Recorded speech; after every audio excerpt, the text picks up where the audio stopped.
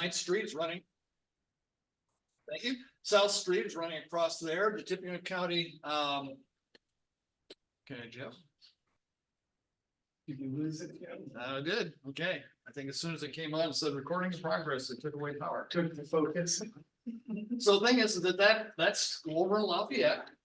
And we've got the Art and Bright building, the historical building is right over here. I got it now, okay. And then there's a little Digby Drive that's kind of stuck back there that very few people know is there. But that is the street that's named for our topic today, William Digby. But if you're like most people in Lafayette, you've maybe heard the name, but maybe don't know a whole lot about him. And truth to be told, he was not a man of whom history spoke a lot of. And doing research on Digby, and anybody who's done much research on him, finds that it's pretty hard to dig up things about him that correlate, because he was not a man who was found in places of population where things would tend to get recorded. But what we're going to do is we're going to share little things with you. We do know, let's go back and kind of talk about his family. Digby's mother, Catherine, was out of Massachusetts, and her last name was Bailey, maiden name was Bailey. She married a Revolutionary War veteran named Abel Cook in 1787, and they were part of this movement west. So they got on a flatboat, they floated downstream from Pittsburgh down to Cincinnati, what would now be Cincinnati. There's a little town called Columbia, Ohio, which still has a suburb today outside of Cincinnati on the east side with that. And they settled there, and it kind of looks something like this. It's actually probably a little bit later phase with it, but that was the 1780s. So we're talking very early in the far west, which was Ohio, Indiana, Illinois area, the Northwest area. That's the type of period when they settled in. Now, the thing is, during that time, tensions were high between the Shawnee tribes and so forth, because what was going on is you were having white settlers coming in and settling on the banks of the Ohio and actually moving north. But this was a period of heightened activity between the indigenous people and the Europeans that were coming in and settling in that area. In fact, it was so bad that really pretty much they had most of the towns that are in that area had fortifications that were nearby in every single town, so that if there was a problem, the settlers could go into the fort or retreat forts that were there. And Cincinnati or Columbia was no different. Now, Abel Cook, Catherine's husband, was a courier between the Columbia on the Ohio River where they lived and Cobalt Station, which was 10 miles inland. And he would be the person who would basically communicate back and forth between those two sites, bring in supplies that arrived by the river and would take them into the Cobalt Station.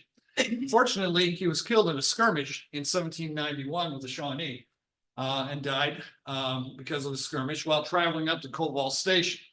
Catherine, therefore, was widowed. At the age of 34, she had two children at that point, Rachel, 14, and Abel Jr., 11 years, and now 34, was essentially widowed in the wilderness. Now, her parents were still there in the area because, again, they traveled with Abel and Catherine. Interesting little footnote is said that Catherine was able to actually recover Abel's scalp. Okay, just a little FYI. All right. That's right. All right. Well, something to put on the mantle, you know. So Catherine most likely remained with her family in the Columbia area. They're near Cincinnati. This is Cincinnati circa 1800. Okay. And not much of Cincinnati from what it looks like today. There were three settlements that actually came together in 1802, Columbia, Los Santosville, and North Bend, that actually formed the city of Cincinnati, what we know of today. And this is pretty much how they looked. Sometime prior to this, in this Franklin scene we see here, entered a first-generation Irish immigrant named William Digby, who came to the area sometime prior to 1800. We don't know exactly when. William Digby courted, engaged, and married Catherine Bailey Cook, the widow. She was aged 47. He was aged 31, so a 16-year difference, okay, which was not too uncommon. They lived in Butler County, which is actually north of Cincinnati. There's Cincinnati there, Ohio River here. Butler County is the area up where Hamilton is, north of Cincinnati. And it was just starting to be settled and populous in that area. Hamilton was founded just shortly after Cincinnati itself. The other part, though, they moved not only from Butler County, but they actually lived down in Campbell County, which was across the river from Cincinnati also. In fact, it was in Campbell County, Kentucky, that William Digby Jr., the subject of our essay today, was born. And his sister, Mary Digby, was born a year later, also in Campbell County, Kentucky. But the family kind of moved back and forth because Catherine's parents were still up in the Butler County area in Ohio. The marriage didn't last. Now, how do we know that? Well, 1807 documents placed William Digby Sr. in Butler County, Ohio, presumably with his family. But by 1810, the census that was taken in 1810 places a William Digby, and the only William Digby that showed up in that census in that area, in Pendleton, Kentucky, which was halfway between Louisville down here and Cincinnati up here in Ohio on the river. A marriage was recorded on January 1813 for William Digby Sr., age 43, and Nancy Myers, age 18. It kind of went the other way by 25 years difference, okay? And that happened in Campbell County, Kentucky, so across the river. There is no divorce record that has ever been found, though, between William Digby Sr., and Catherine Cook Digby. So that wouldn't be too uncommon because in the area where they were located up in Butler County, Ohio, was pretty primitive. And so records that may have been there, may have not have been there at any particular time, may have been lost, who knows. But William Digby Sr. went on to lead a quite productive life with his wife. They had 9 children. They lived their whole lives in Campbell County, Kentucky, and he was quite a prosperous landowner and farmer in that area, and died at the age of 68. He's a very successful individual. However, his son, William Digby Jr., grew up fatherless with Catherine, and of course his sister Mary, in Butler County across the river from him. Now, as soon as he was old enough to work, and this was not too uncommon, young Digby was indentured as what's called a bound boy. And by the terminology of that day, poor families would contract out their children to both relieve the burden on the family, especially if they were a poor family or struggling with that. They would actually apprentice out or contract out their children to get work, and also to learn a trade so that children could then go on and have their own trade. Well, that's what happened with William Digby Jr. He was a bound boy. And what that means is by convention, children in voluntary servitude were called servants. But children who were in involuntary servitude, meaning they were under contract, oftentimes because of an exchange of money, and kept until the age of 21 to learn a trade, and they were referred to as bound servants. So between the use of the term bound servants and Catherine's situation, where she's a lone woman with 2 children, actually 4 children, if you consider the 2 from her previous marriage, we can assume that young Digby entered into a bound servitude of some sort under a gentleman named John Sample. And John Sample himself had been a bound, had done an indentured servitude with that. But that he probably became, and we're just speculating here, we don't have proof of this, but we're speculating that John Sample very well may have become a father figure to Digby, simply because he was in that community. And from what we can tell, which again is scant information, there was no communication between William Digby Sr. and William Digby Jr. after William Digby Sr.'s marriage that he had. John Sample himself had been apprenticed as a millwright. After he had completed his apprenticeship, he sought employment to kind of make his own mark on the land, and he settled in Butler County, Ohio, not far from the Digby household, the Digby Jr. household. In 1818, Sample moved from Butler County, Ohio, up to Winchester, where he built mills because he was a millwright, and he sold flour. Now, this is interesting because even though we don't have documentation as to how this worked out, Sample really had an influence on Digby as far as how he grew up and what he did with the rest of his life. Digby Jr. at the time that Sample moved in 1818 would have been 16, which would have been the ideal age to enter a servitude of some sort, an apprenticeship. And so we are speculating, but because Digby did end up moving to Winchester and actually serving as an apprentice there, that he may have actually moved with the Sample family when they moved in 1818. So that brings him into Indiana. Now, why is this significant? Because of what he was doing as an apprenticeship. Now, we said that again, that Sample was a millwright who happened to be smartly thinking. He oriented himself or put his company right on the White River because he knew the White River went to Indianapolis. And so he actually, when he produced his flour, he didn't do it for the local people, but he transported the majority of his flour downriver to sell at the markets in Indianapolis. And he was very successful in doing so. But to get him there, you had to put him on a boat. And so flour would have been shipped in a flat boat that looked something like this. And interestingly enough, Digby spent most of his life on just such crafts after he completed his servitude and basically went on to do the other things he did in his life. So this is likely where he got the experience and learned about actually handling watercraft on the riverways. Now, assuming that his apprenticeship ended at age 21, so that would place about 1823, we lose track of it at that point. It's very hard to find any information about him. There are lots of speculations. People say he went all the way over to Illinois, or that he actually went farther than Illinois, went to northern Illinois, that he stayed in Kentucky. But nobody can really produce documentation, primary or secondary documentation that tends to really verify that. So we kind of lose track of him for a couple of years, but he does reemerge. Now, this is from the centennial paper that the Lafayette Journal Courier produced in 1825, celebrating 100 years of Lafayette. And this is a really important point that I think sums it up. Not a great deal is definitely known of the life of the father of Lafayette, and in the data which does exist, one finds conflicting information, making it difficult to determine the exact facts in all matters. And that's kind of what we're left with as historians. We can speculate, but it's opinion, okay? As far as factual information, it's few and far between. Because Digby, however, resurfaced, was able to purchase land in 1825. So again, we kind of lost track of him in 1823, right? Now it's 1825.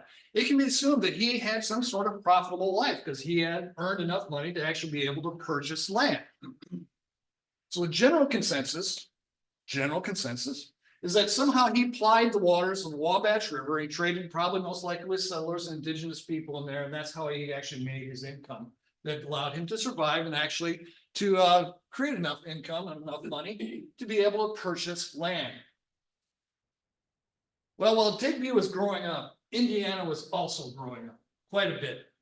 And remember, we became a state December 11th in 1816. It was a state with a property problem and a governance problem. We had all this land, and you notice in 1816, it was not very well organized. Okay, we've got a few counties along the river here because pretty much settlement went from the south to north.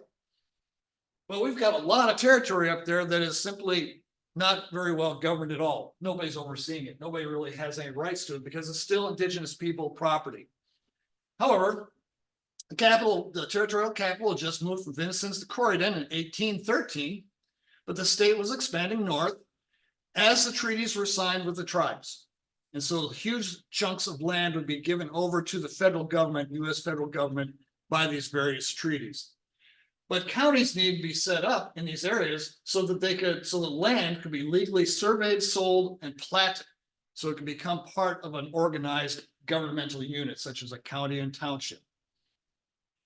Well, when you go from 1816, where it looked like this, 1820, in 4 short years, you can see how it changed. There's a lot of organization, a lot of land being sold, and movement of people moving up to about the bottom third of the state. That still meant that the top third of the state was all just territorial land held by the indigenous people up at the very top. And then in between was an area where recent treaties, in 1823, 1813, and 1820, that the recent treaties had created the 2 areas that are called Wabash County and Delaware County. So the middle third of the state was really primarily just 2 counties, 2 large counties that had yet to be defined, well defined. In 1820, however, that changed. Now, one of the things was that, first off, the government of the state of Indiana had surveyed for a new capital at the confluence of the White River and Fall Creek, and that's what we call Indianapolis. Now, think about Indianapolis. Indianapolis almost didn't make it. you ever driven down 65 and as you approach Indianapolis, probably right after you get past 865, you're up on a hill and you look and you can see the skyline of Indianapolis. And if you look at it, it's below you. The reason being is Indianapolis sits in a swamp. And malaria was so bad in Indianapolis, it almost wiped out the population. The city barely hung on to that. Malaria, yellow fever, problems of cholera, all because they pretty much, if you could say, somebody sold them Indiana swampland. That's pretty much where we oriented Indianapolis. But it survived. It went on. Well, again, what we're talking about is the Northwest Territory. And the United States, the federal government said, we've got a problem. We've got this Northwest Territory that has evolved eventually from this, what started with up to 1818, where we actually started to have states as opposed to just territories. And so what they said is, why aren't people buying the land quicker? We've got to get people into this area. We've got to get them settled. We've got to get them organized, and we've got to get them productive. That was the idea behind settlement, right? Well, so what they did is they said, well, let's hold a yard sale. Literally, figuratively, okay? Where they took the Land Act of 1820.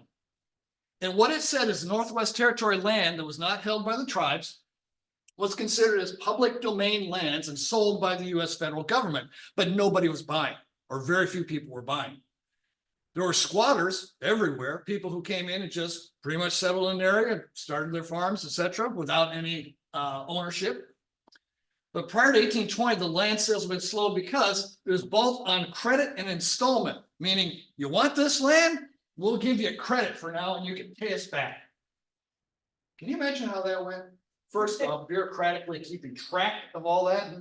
And they had installment payments, okay? You had to make payments every certain period of time. It did not work out. And the government was pretty much left with people not paying. These people paid maybe the first couple times and then heck with it, okay? You can come find me out in the wilderness and collect your money, okay? That wasn't working very well. So what they did is the 1820 Land Act spurred growth. It lowered the cost of land from $2 an acre to $1.25 an acre. And it required the minimum tract only be 80 acres as opposed to 160 acres. So those two things did have, but the catch was you had to pay in full and upfront. So we got your money, all right? So that spurred interest, and a lot more interest because of the lower cost. Plus the fact that we were starting to get to that point in the development of the United States where there was a lot more speculation moving to our area of the country, the far west. In fact, from 1820 to 1824, again, 4 more years, look what happened. We filled in the middle third.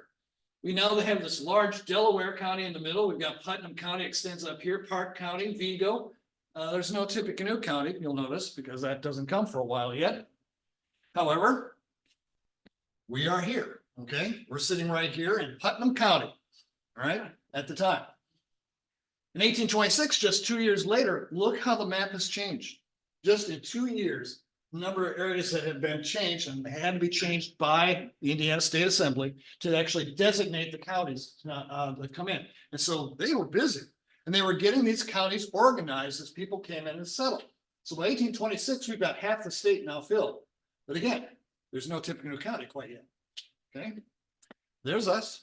Okay, and again, there we are right there. Okay. So this came about, the land auction of 1824 was kind of a tipping point for the development of Indiana. The government set out to essentially sell as much land as it could, starting from Montgomery County and going north. So Montgomery County was the closest seat to us that had any legal authority over the area. And so the land land sale was going to be held in Crawfordsville in Montgomery County on Christmas Eve, 1824.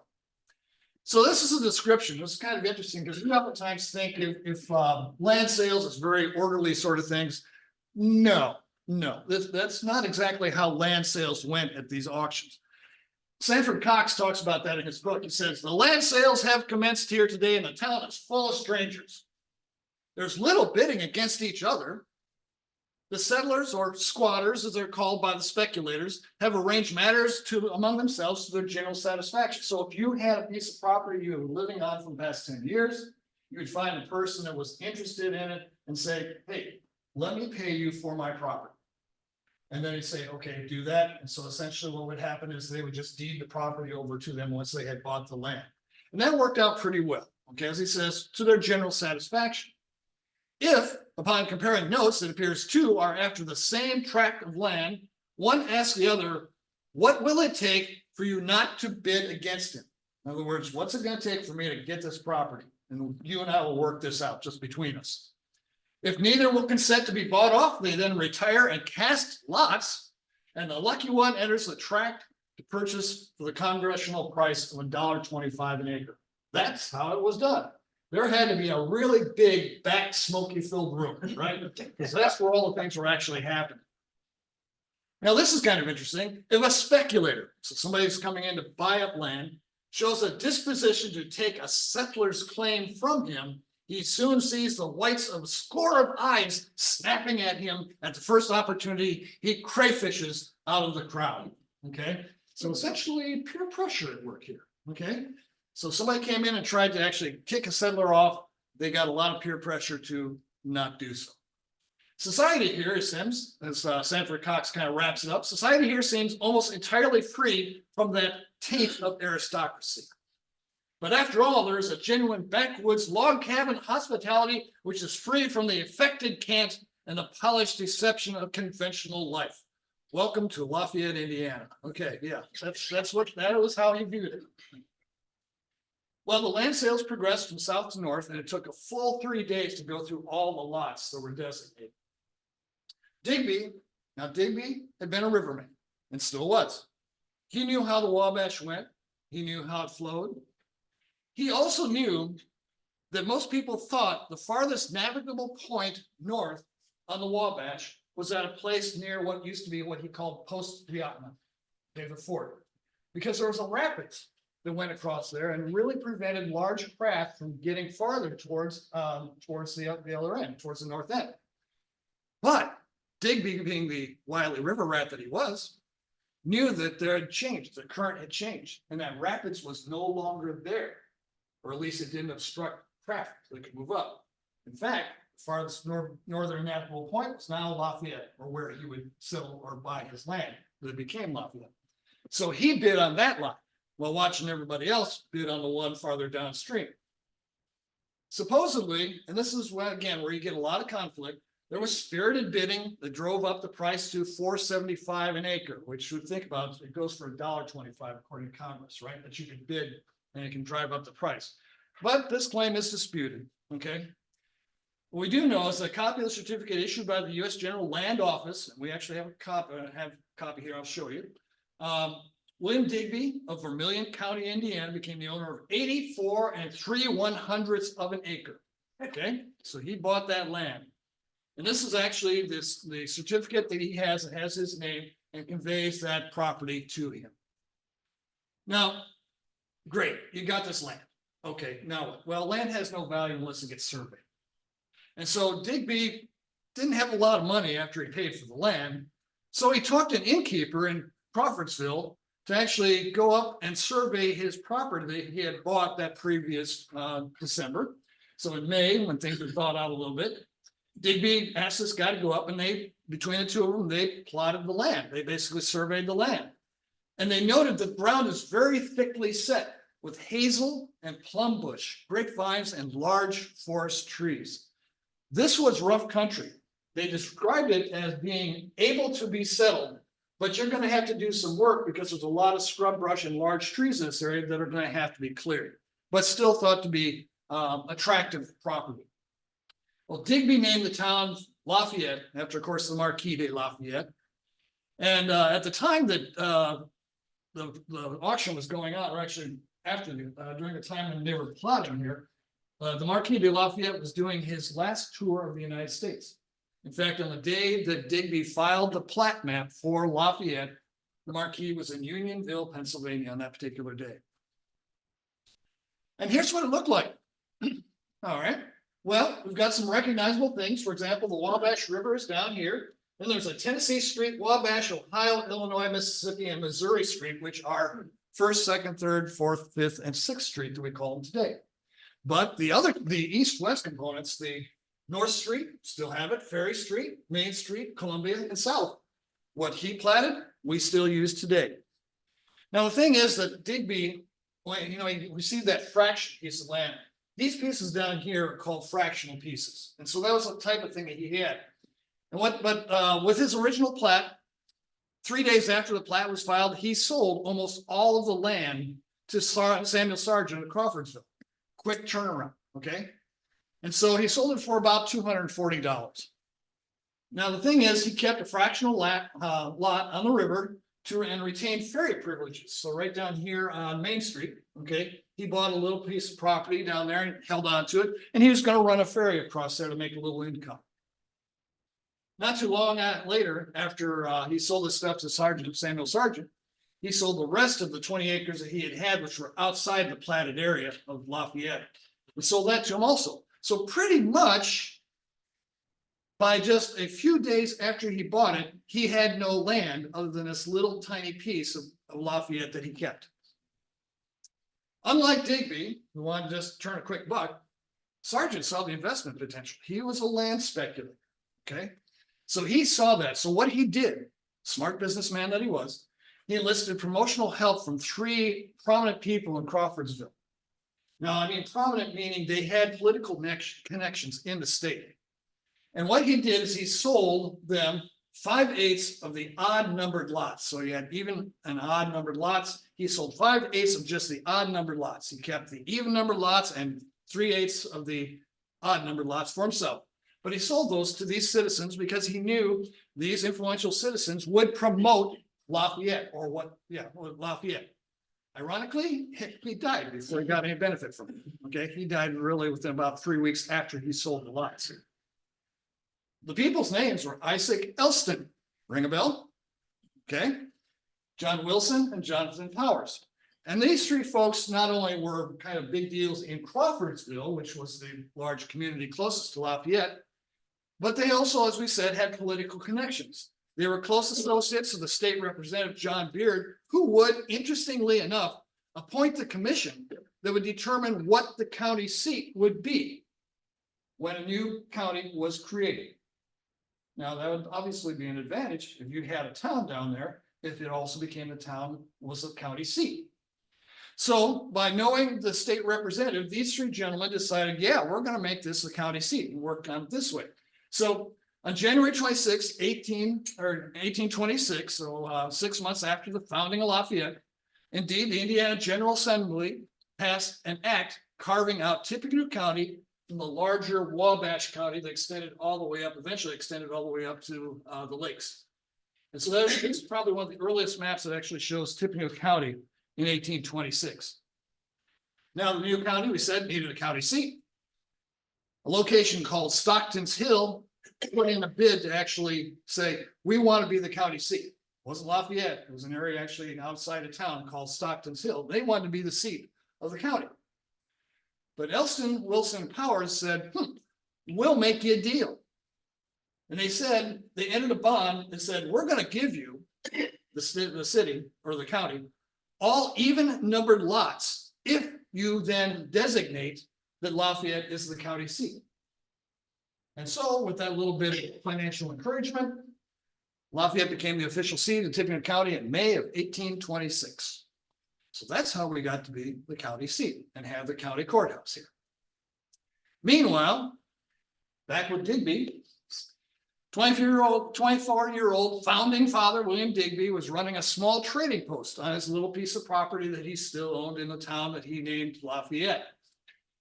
Mark Jenners, an early resident of Lafayette, describes Digby as follows, which I think is kind of insightful.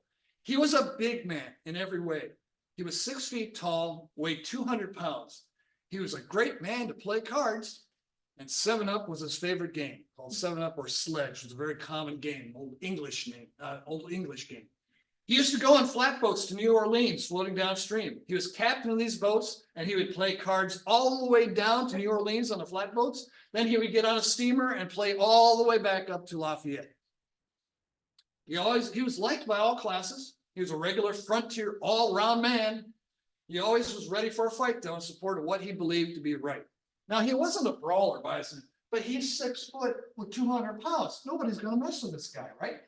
Okay, so now this is an interesting story that came out of Fort Wayne in 1870, so a few years down the line, but it talks about, kind of reflects a little bit about Digby's, I call it a compulsion here with gambling and cards. Digby was building a small frame house down on his little property on Main Street, close to the river. And it was finished, but the plaster hadn't yet dried. So while he was waiting for the plaster to dry, he and John Pettit, who was a judge at that time, went on to actually become the Supreme Court judge of the state of Indiana. They were card players, and they would play Sledge or 7-Up. And they sat down and started a game, and they always played for money. Because if you didn't play for money, what was the reason for playing? Well, Digby's hand went cold, and he lost. And he was out of money, so he put up the house for collateral. And he lost. So he lost his not yet dried plaster house to John Pettit. But the story doesn't end there.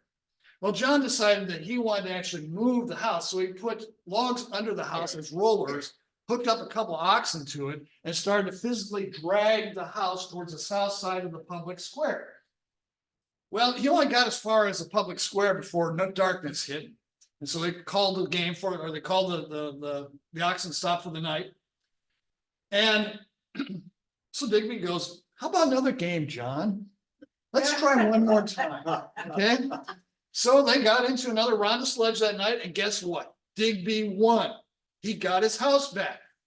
So the next day, they moved the oxen from one side of the house to the other side, hook them up in the opposite direction, start dragging the house back towards its original riverside location.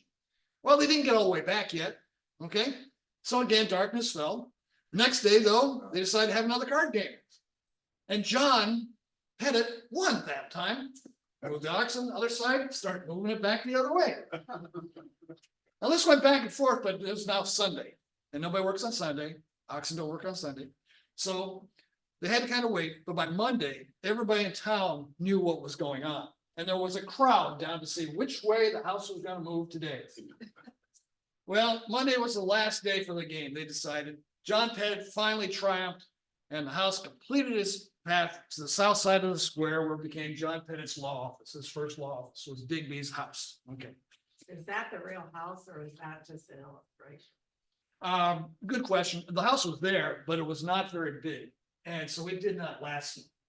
He did actually use that. He actually used that facility for his law office for a number of years, but I can't tell you how many, because it was not, obviously it was not real substantial. Okay. So it certainly wasn't that.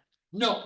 Yeah, that's what Yeah. I was wondering. Take that down about 2/3, and maybe you're getting closer to what it actually looked like. It was very small. Because again, in those days, John Pettit didn't make a lot of money either. And Digby certainly wasn't making a lot of money. So it had to be a pretty small house. So anyway, so later on, old Dig, he hung around Lafayette after this period of time. He ran his riverboats, he played cards, he engaged in other work to feed his gambling habit. It's reported, and this is a quote, that gambling got him into the county court as early as 1827 and many times afterwards. The only problem with that is gambling was not outlawed. In fact, in Indiana, gambling wasn't outlawed until 1851. So what he was doing with gambling was perfectly fine according to the law. So it's likely gambling didn't get in trouble, but selling unregistered alcohol did, okay? And the occasional brawl that a 600, 200-pound man, 6 foot tall, would find himself in. But overall, even in spite of all this, he was a man to whom, is like John Norberg kind of told me about this quote, he was a man to whom he would not lend $5, but you might just give him $1. Well, for several years, the thing about Lafayette, kind of like with Indianapolis, there was some question that Lafayette was even going to survive. I mean, we weren't the best location. There was movement of river traffic up here, but we were kind of the tail end of coming north. The steamboats had started coming in. The steamboats, I assure you, did not look this big. This is a large steamboat that you'd find on the Mississippi, Ohio, and some larger rivers. But we had more of the small steam packets. There were kind of boats that would probably be about 1/3 of that size, just one layer, oftentimes with a paddle wheel on the back with that. But steamboats started arriving at Lafayette in 1826. We had a wharf of sorts, which really wasn't a whole lot different than what you see here, it's planking. But in another community just down the river, LaGrange started in 1827, so 2 years after Lafayette had been platted on the Tippecanoe Warren County line, and it was busted because it was basically just downriver, and traffic coming north from Vincennes, et cetera, would stop there first and then go on to Lafayette. So they were actually cycling off a fair amount of river traffic coming up this way, and they were thriving. LaGrange was thriving. LaGrange was named for Marquis de Lafayette's hometown. We had Lafayette, they had his hometown, okay? But it grew quickly. The problem was it was on the wrong side of the river when the Erie Canal came in. And when the railroads came, they completely bypassed LaGrange. And here is what is left of LaGrange today, okay? It was abandoned in the 1860s. Remember, the trains came about 1850s, okay? And here's a sign, old sign from Tippecanoe County, sort of site of a thriving rival port town to Lafayette, platted by Isaac Shelby in 1827, bypassed by the railroad. It disappeared in the 1860s. So that's all that's left of LaGrange, Indiana.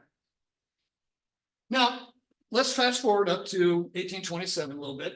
1827, Digby heard that there was something going on as far as a canal.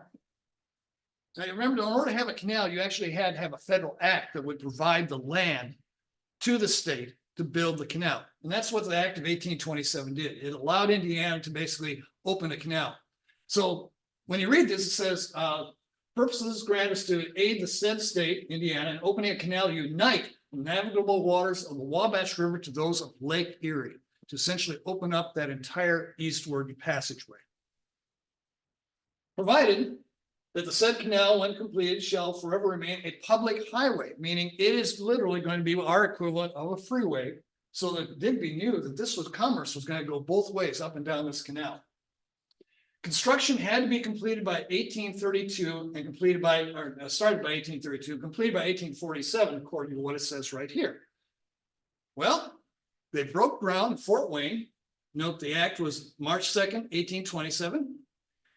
On February 22nd, 1832, they got in just under the wire. They actually started this, because if they had not started that, any money that or land given to Indiana would go back to the federal government. So they got somebody out there with a shovel who dug in a couple of things, said, hey, we started, okay, by February 22nd, 1832. Now, the thing is that word of the construction was going on. Digby heard it. The land speculator in him started to take hold, kind of like it had with Lafayette. So Digby says, there's a way that we can capitalize on this. He figured, or was possibly told, that the canal would terminate at the junction of the Tippecanoe River and the Wabash River. Well, if it's going to end there, that's where you want your posts to be set up, your outposts to be set up, so that you can simply capture all the goods that are coming down, they end there, and then they get transported by other means to other areas around there. That will become the terminus, or really the important port, if you will, for the Erie Canal. So Digby gets right on it. He purchased 80 acres of riverfront land on the east side of the Wabash. It turned out to be the correct side of the Wabash for the canal, and founded the town of Americus just up the road here on State Road 25. And that's what it looked like. That's the plot that was actually filed of Americus. Beautiful, bustling town. More lots than what he did for Lafayette. This is going to be a bigger community. And this is a certificate that shows that he purchased that land. Well, land sales were brisk because people knew the canal was coming, and they bought into this idea that that's the terminus, we want to be there. So he sold off those lots, not only quickly, but for a lot more money than what he sold the Lafayette lots to Samuel Sargent. So they bought into it. He made a tidy sum, more than a tidy sum. The problem was the progress on the canal was slowed by the 1837 recession. It really hung up between here and Fort Wayne. But it began to pick up speed as 1840 approached. And why is 1840 important? Because the Indiana General Assembly came up with a new act. This is actually a report to the committee from the judiciary titled March 4th, 1840. Now the canal's been under construction now for 8 years. Resolution to redefine the Wabash Erie Canal project. And what it points out, a couple things here is, one, the Act of 1827, the original act that said, yeah, the federal government's going to help Indiana create this canal. They also said that the contribution was to be made in land, so the federal government would give the land to Indiana. And the quantity of land to be contributed was therefore dependent upon the length of the canal. Now, the act in 1827, as it says down here, did not determine where the canal would be, nor where the terminus would be fixed. Both were left to the state of Indiana. So in other words, wherever the word got around that Americus was going to be the terminus was not founded or supported by any act of Congress. Which meant, as in this resolution in 1840, the state of Indiana concluded to change the western terminus of the canal. Instead of stopping at Tippecanoe, it will continue down to Terre Haute. The canal missed Americus by only 90 miles. And of course, the property canal reached Lafayette in 1843 and Terre Haute in 1848. Digby had sold out long before that because he turned it over just like he did with Lafayette. But the speculators who had the land pretty much got stuck with nothing. Okay, whatever they paid for that land, at top price, thinking it was going to be the terminus, they lost trying to sell it. And you know, if you've been through Americus, it's not a very big town. Okay, it's still there. So anyway, so at the age of 30, at the peak of his career of Digby, he was making a lot of money, but not taking his big risks. Get it, sell it, make your profit. So around 1850, Digby decided to do something more speculative. He decided to go west, young man, with the gold rush. He was a 49er, but he's a little late. He started in the 50s, okay. But 1850, he headed out to California. Now we know nothing. We know nothing about what he did out there. We don't even know if he made it to California. But going out to California was not a trivial thing. A lot of gold miners died getting out to California, getting off in California and trying to find a living, or getting to their mining site or being killed at the mining site. So the attrition rate, while not documented anywhere, was spectacular for gold miners. More people died than were successful. But he went out there, barely survived because he ended up back in Lafayette just 2 years later. And yeah, he was back in 1852, so he went out for 2 years. But he had enough money. He wasn't rich. He wasn't throwing money around, but he had enough money to actually buy a house in Lafayette for his widowed sister, Mary. So he bought her house. At age 50, however, his robust health for this 200-pound, 6-foot gentleman began to fail him. So he couldn't really run the boats like he used to do. He took light manual labor jobs. The 1860 federal census indicates that Digby resided down the river in Attica, and his job was bridge janitor. Now, what does a bridge janitor do, you ask? Good question. He's officially a bridge tender for Attica's old wooden Wabash River Bridge. Now, it didn't look like this, didn't look anything like this, but it's a wooden trestle bridge, similar in construction idea here. And his job was to sweep away any hot coals that spilled from the locomotives as they passed over the wooden bridge. That was his whole job. And the bridge burned at some point. During his tenure, the Attica Railroad Bridge burned down, presumably because there were unattended hot coals not swept off the bridge. I'm guessing he was fired after that, because first off, he had no bridge to tend anymore. But he moved back to Lafayette in his final days, and he lived with the Watson family. The Watson family was up just on this map at 10th Street and Heath. Now this is, again, this is looking at a little more modern map. This is the Wabash River here. Up at the top, we've got Greenbush Street, there's 9th Street, there's Greenbush Cemetery. So right around the corner from Greenbush Cemetery. And lived with that family for a number of years, and they took care of him. His last will, even though Digby came back and was not a man of affluence, of money, we see some interesting things in the estate.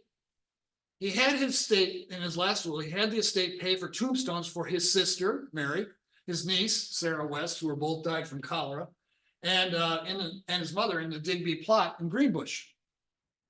He bequeathed $500 to the sons of his deceased nephew, another $500 to his niece, Rachel, $400 to his nephew, Ephraim Woodruff, and $500 to Mrs. Watson's caretaker. Now we're talking $1,900.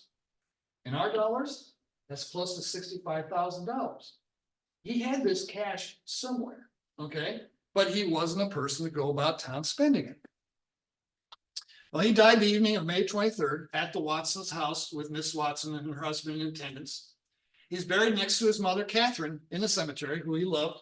So Catherine came from Ohio and settled in Lafayette, and she was buried here. They're under the shade of a 100-year-old tulip tree that you can still see out at Greenbush Cemetery. That tree was planted, we know it's 100 years old because it was planted during the centennial of Lafayette in 1925. Okay, and it's still there. So his obituary, I think, gives a little insight into his personality. He was an improvident man and lost his advantage to the profit he made selling land in Americas by luckless ventures. Well, he made money, he lost money. Okay, this is about what it is. But he had enjoyed only limited education, but his practical common sense and close observation marked him as a man of more than ordinary intelligence. He was generous to a fault, credulous, confiding, and oftener sinned against more than sinning, which is something to be said for. Well, Lafayette celebrated its 100th birthday in May of 1925.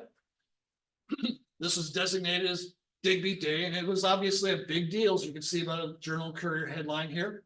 Another celebration was held that same year in September 25 to jointly celebrate the founding of Tippecanoe County in 26 and the founding of Lafayette in 25. In fact, it was a big deal. Okay, there was a plaque that was raised with that. You had a pageant, you had a queen, you had, here's the royalty of the Queen's court. You had plates, just like this. This is one of the centennial plates. Okay, you can oftentimes find these in antique stores around here still. So yeah, that's the centennial plate from 1925. Oops. First time. Oh, that's right. Yeah, you know, Jeff always gets me with these. Okay. All right. So anyway, there was a lot of things going on, including a reenactment of Tecumseh and his brother. I can guarantee you that Tecumseh never looked like that. These are Plains Indian costumes. And it was kind of a misconception all the way through the 1950s into the 60s that this is what Indians look like. They don't. Okay. So yeah, outside of that little historical inaccuracy there, there was actually a loving cup, a trophy, and I would love to find, it was presented by the Loeb and Hine Company that were the big people with dry goods and department stores here. I would love to find out where that trophy is. It's somewhere. Okay. Anyway, produced Dean Stanley Coulter, recognize that name, addressed the crowd at Digby's grave. The mayor turned the soil, the sexton, the cemetery sexton and Boy Scout planted the tulip tree that is still there today. And a stone plaque was placed by the council honoring Digby, who founded the city of Lafayette in 1825. It looks just like this. And that, again, that's still out there in the cemetery that you can see by his grave. It seems that in the end, as it says here, this is kind of a quote, the city has come to recognize that it was an ambitious gambling land speculator, a self-avowed lifelong river rat, that is responsible for planting the seed of the city we have today. So a somewhat inauspicious start, perhaps. But from his obituary in May 1864, I kind of like this quote. Whatever human frailty there may have been that marred his early manhood, it should all be forgotten in the blameless character of his riper years. Perhaps it's no coincidence that the graves of Old Dig and his buddy John Pettit are not really that far from each other in Greenbush Cemetery.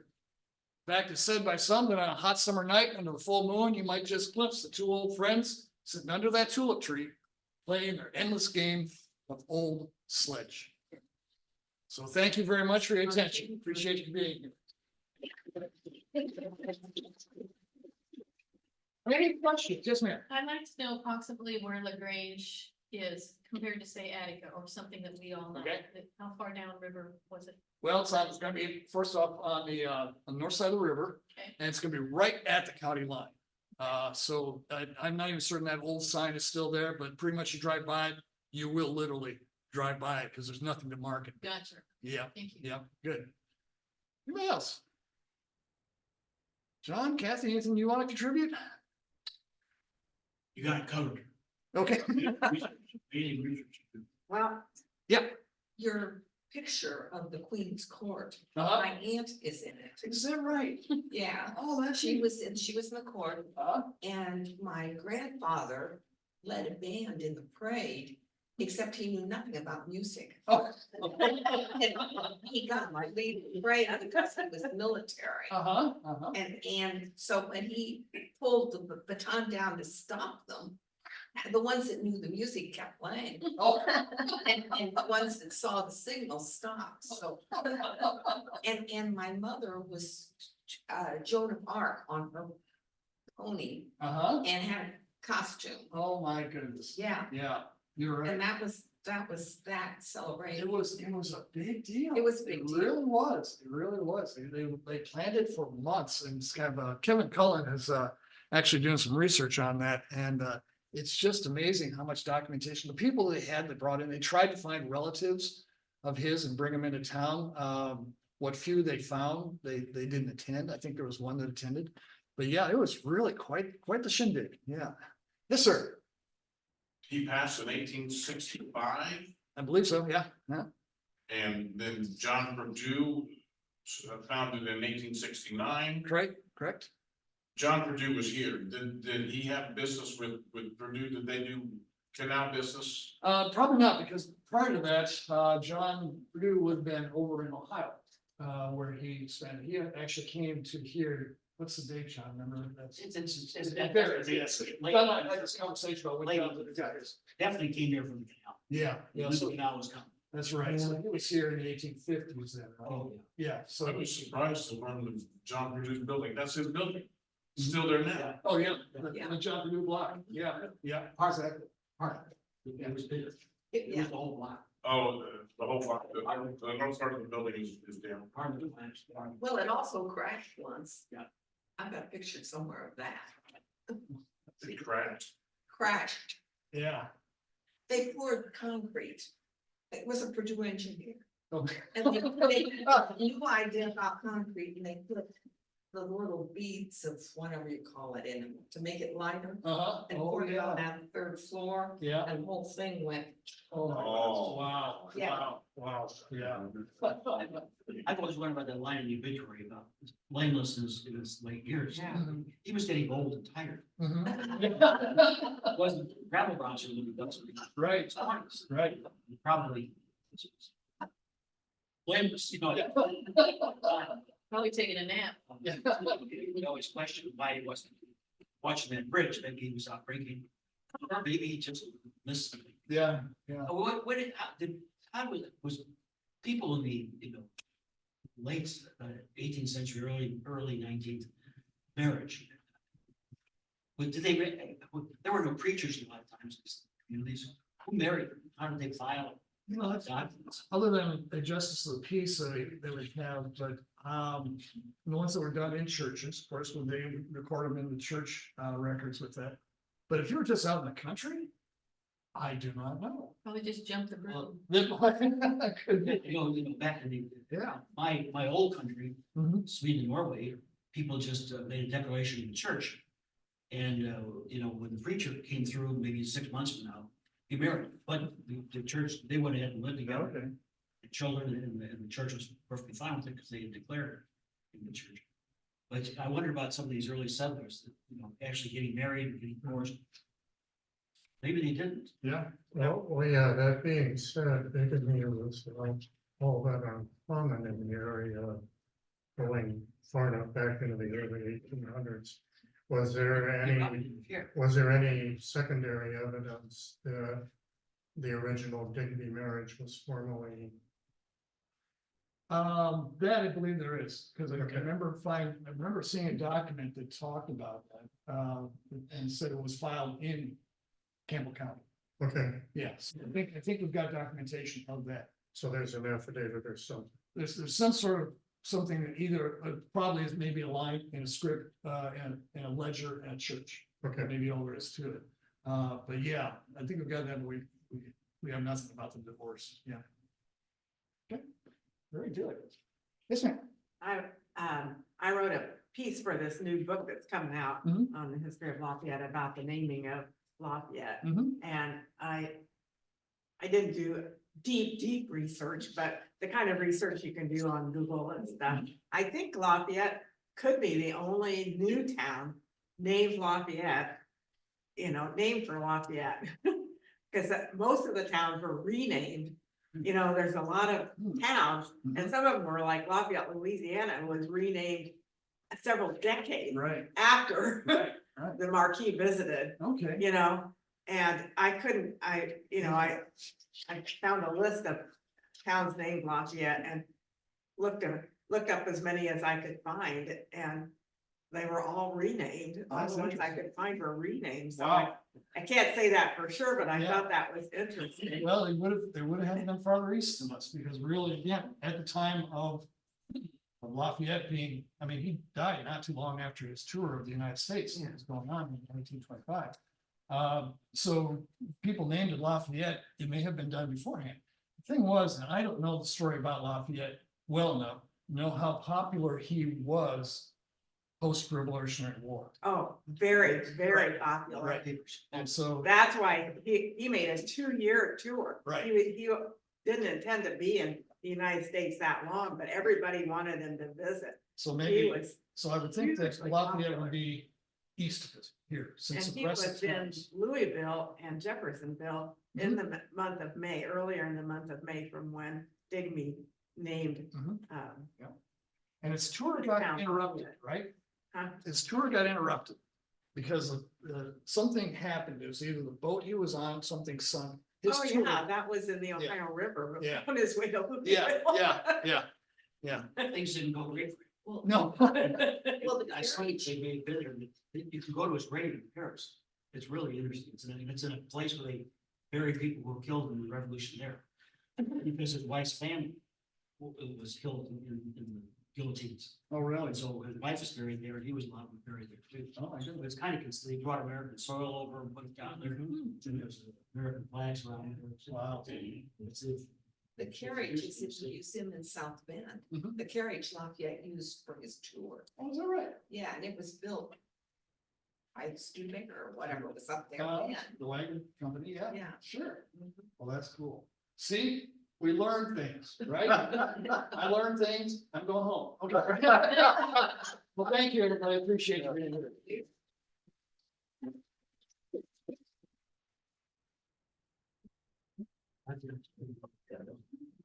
Yeah, yeah, it is. Yeah.